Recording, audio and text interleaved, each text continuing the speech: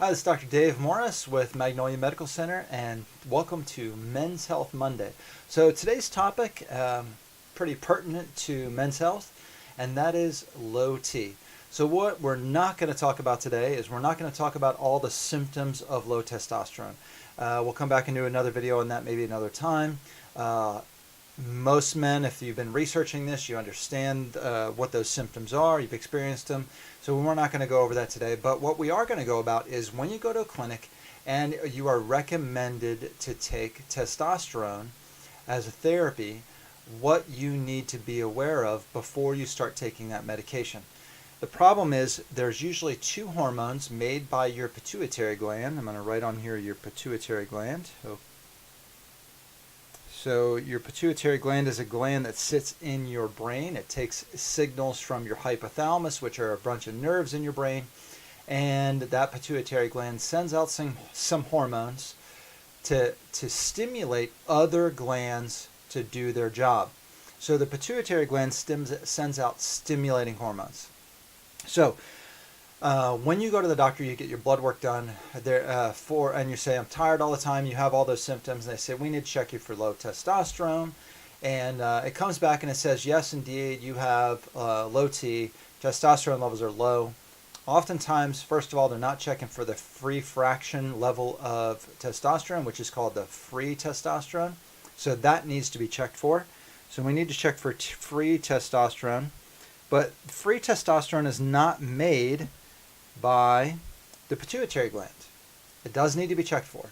The pituitary gland makes two hormones that are extremely important for men's health, but are often considered to be, by many, especially when you're reading about it, they're often considered to be women's hormones, but they're not. They're actually made from your pituitary in both men and women. The first one is called FSH, and so that is responsible in men for the production of sperm. So if you have your FSH is low or too high, anyway, if there's a problem with this hormone, then there's going to be a problem with what's called spermatogenesis, which means the creation and production of sperm. Now, the other hormone that we're talking about, especially since we're talking about low T, is something called luteinizing hormone. And in men, this hormone is responsible for the production of testosterone. So I'm just going to abbreviate that there. So if you have low T and your luteinizing hormone is not checked for, you need to be aware that you are missing part of the puzzle. And if you give someone testosterone who does not need it because their body's capable of producing it, so let's say their testosterone's low, but their testicles and their adrenal glands are capable of producing testosterone, then technically they don't need testosterone. They need to figure out why those glands are not making enough. And it can be because they're not being stimulated by luteinizing hormone. And that would be a pituitary gland problem or a hypothalamus issue. And those problems can come from a lot of different areas, which we're not going to go over right now. But I do want to make sure you're aware.